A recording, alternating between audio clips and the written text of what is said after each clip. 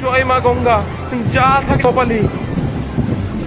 আর কি আশ্চর্য, সেই অদ্ভুত দোতলা বাড়িটা দিব্যি ডিঙি নৌকার উপর ভেসে চলল। কত গ্রামের পর গ্রাম ভেসে যাচ্ছে, কত মানুষ হাহাকার করছে। একবার কি হলো, সেবার ভয়ানক বন্যা এলো দেশে।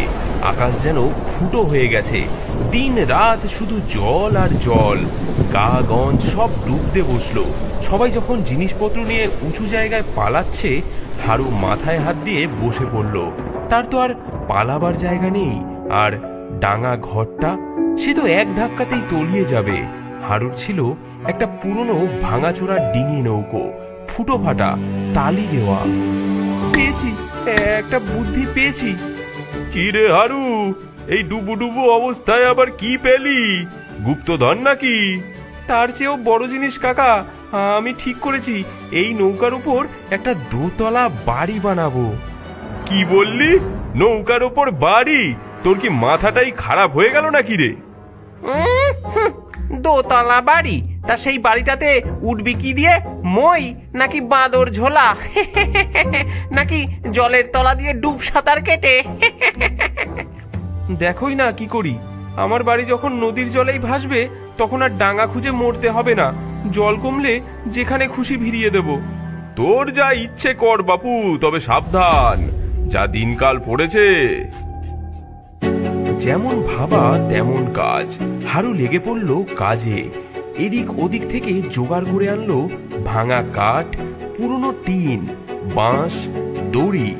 গায়ের লোক হাসাহাসি করে, কেউ বলে পাগল, কেউ বলে ভীমরতি ধরেছে। হারু কিন্তু নিজের মনে কাজ করে যায়।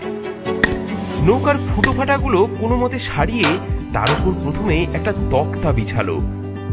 তারপর বাঁশ পুঁতে কঞ্চি দিয়ে দেওয়াল তুলে পুরনো ত্রিপল আর টিন দিয়ে ছাদ বানালো, ঠিক যেন একটা খাঁচা। তার উপরে আবার একটা ছোট্ট ঘর তুলল। এই হলো তার দোতলা বাড়ি। দেখতে যে কি অদ্ভুত হলো, পুরো একটা তালপাতার সেপাই যেন নৌকার উপর দাঁড়িয়ে।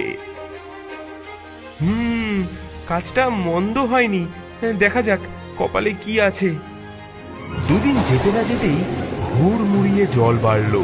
গায়ের চালাঘরগুলো সব জলের তলায় তলিয়ে গেল।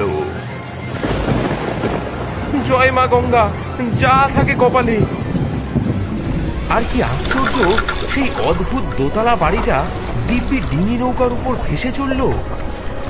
হারু নিচের তলায় তার ছাগল দুটোকে আর হাঁস মুরগিগুলোকে বেঁধে রেখে নিজে দোতলার খুপড়িতে বসে বৈঠা বইতে লাগলো।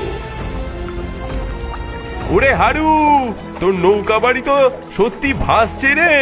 তবে সামলে যাস রে বাবা, এ যা স্রোত। দেখতে কিন্তু খাসা হয়েছে তোর জলটুঙ্গি।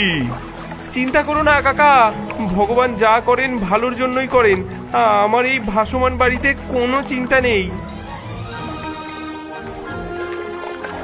ভাসতে ভাসতে চলল হারু। চারিদিকে শুধু জলে থই থই। কত গ্রামের পর গ্রাম ভেসে যাচ্ছে, কত মানুষ হাহাকার করছে। হারুরও মন খারাপ হয়, কিন্তু সে সাহস হারায় না।